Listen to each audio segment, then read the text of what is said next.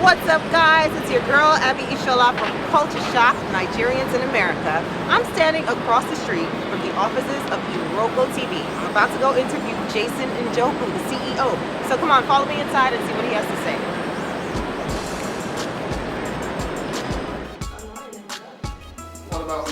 My name is Jason Njoku. I'm the CEO of IROKO Partners. We distribute Nigerian movies and music online. I grew up in Southeast London, the UK. Solidly working class background. Didn't really go to Nigeria as much as like my peers. So maybe every 5 years. So there was always that relationship, but it wasn't sort of part of the Nigerian community as such. 2002 went into university. Spent 3 years, got a degree in chemistry, and thereafter I just started with the idea that I want to sort of do some business things, going back to my Igbo roots, and I've pretty much been doing it ever since, really. Forbes recently just highlighted you as one of the 10 young African millionaires, and you're smiling. I was going to say, how does that feel, but I see how it feels. To be honest with you, as strange as it sounds, like I'm not really one to court the media. You'll never sort of see me out at events. I'm not sort of out on the town. I rarely go out. I'm just sort of a geek who sits in the room. I think the Forbes thing was quite interesting because it's not just me. There's obviously a lot of people with me. I think wealth creation is a great thing, but just for the sake of wealth creation is not a great thing. I think as long as we keep on making people smile by IROKO TV, whatever valuation they put to us, that's fine. But you know, I chuckled for a little bit. I had a laugh with my fiance. I've had like 1,000 Facebook fans, mainly from girls. So it massages the ego, but it doesn't pay the bills, right? So I'm gonna get back to work and focus on what's important. Cool. So you have a fiance. I do. So ladies, he's off the market. So tell us about the changes with IROKO TV. Are you now based in New York, or are you still in Lagos?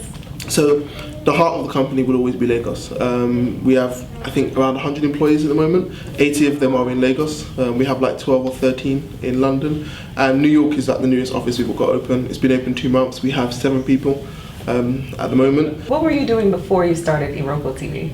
Before IROKO TV, I was failing miserably at trying to start media businesses. So I worked as hard as I work now, but just with little to no success.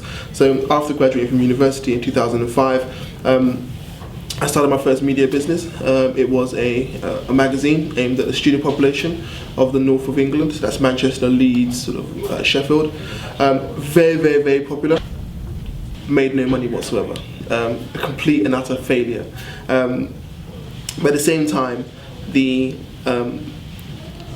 ability to kind of obviously condense an idea, distill it into something which is tangible, put something out there, hard work, just that sort of like, you know, the hard knocks of sort of trying to make money in the real world, pretty much gave me like a grounded education in how to do these things.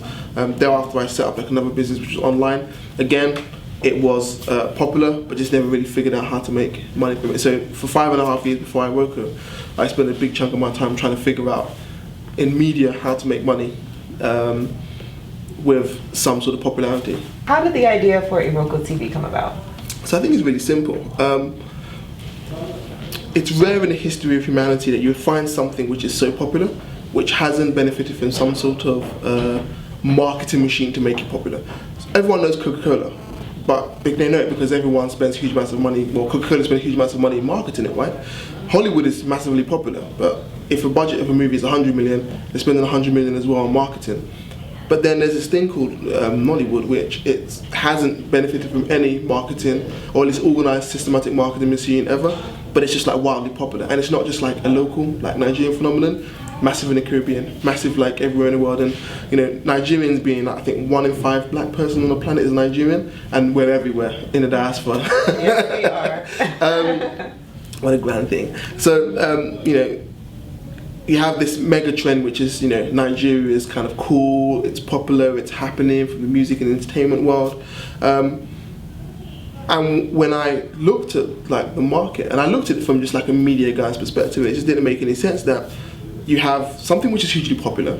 You have people who are, you know, really, you know, high volume, high velocity filmmaking. There just seems to be this weird dislocation between the value being created, people consuming it and how they're consuming it, and just the monetization sort of infrastructure behind that. So I think IROKO TV just had to exist. Whether it was me or someone else, it just had to exist for Nollywood to survive. You recently got an $8 million investment deal. So what does that mean for IROKO TV, for the future of IROKO TV? How do you plan to grow the business from that? So I think the key thing is, again, it's a simple idea. There's a value dislocation. We need to find a way to solve that, right? So it's expensive, just setting up in New York. Again, we're not at some weird back corner of New York. We're like, in Manhattan. The kind of people we can attract now in terms of people who can work for us, we can afford to pay them, and we can have much more longer term views in what we're doing. So the guys downstairs in Oxford, we have a couple of Harvard MBAs in there, we have a Stanford MBA in there, we have a Wharton MBA in there. So we're kind of trying to pull together the most smartest of like young black Africa to sort of try and solve this like massive problem. And I think but I think the thing is that they're excited about the opportunity, but they're still got to pay their bills. They've got loans to pay off as well. But it's just freeing us to kind of do what I think no sort of African company has done in terms of like media technology, is sort of take it from like here to like here in terms of just like the scale of what we're doing. So what advice do you have to other young entrepreneurs who need investment and they don't know how to go about getting it? They might have a great idea, but they don't know what the next step is. So the interesting thing is, I get asked this question all the time.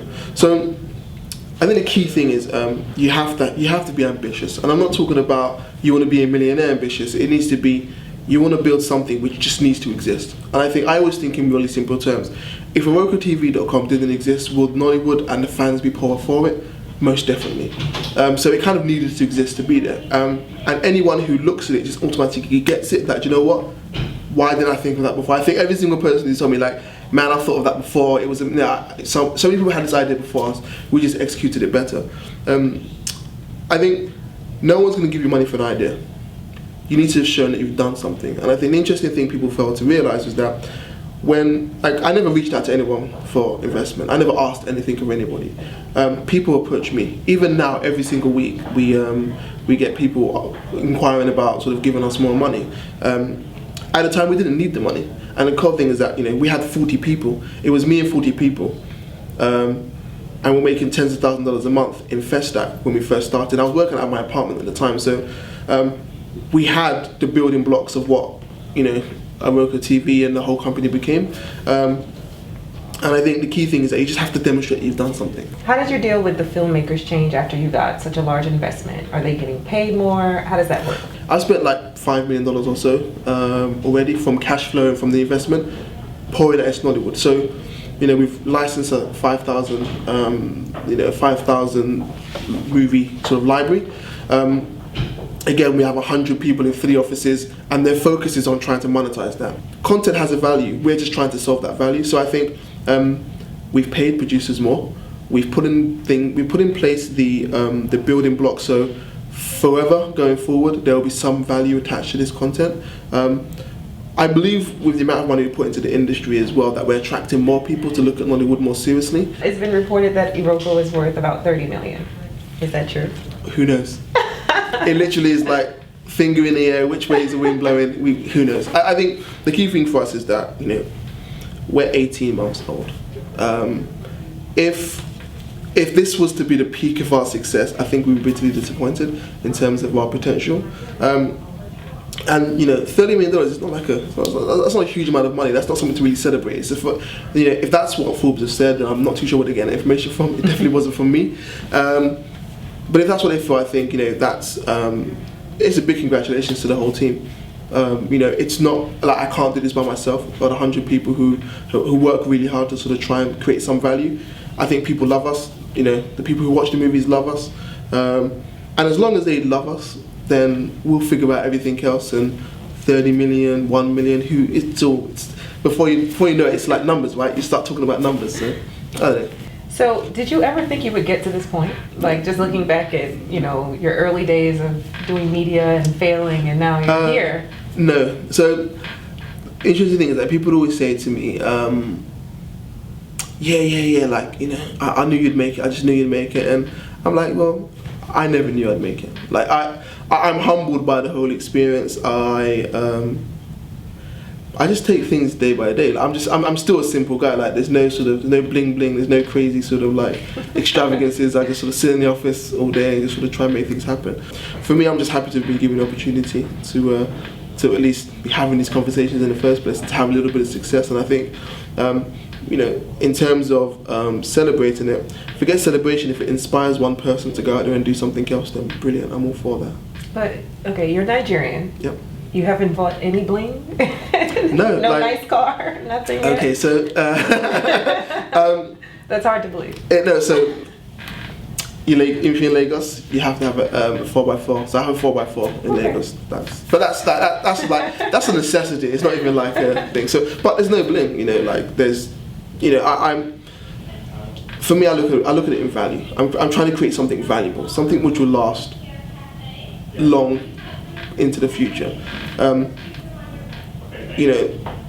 When the money came in, people expected me to sort of go and start doing some strange things, but at the end of the day, like I was living in a BQ till like January. Just January just gone, and it's not because I can't go and live anywhere I want to. It's because I kind of wanted to be near the office. So in a BQ office, I used to live there. I'm not focused on celebrating what I've achieved so far, because I know it can be fleeting unless I kind of create some foundation to it. And to be honest with you, like I'm not, like I don't like spending money. I've got this thing about not spending money, so I just don't spend it. I think just looking at the way I'm dressed at the moment with my flip flops kind of tells you that there's no airs and graces here.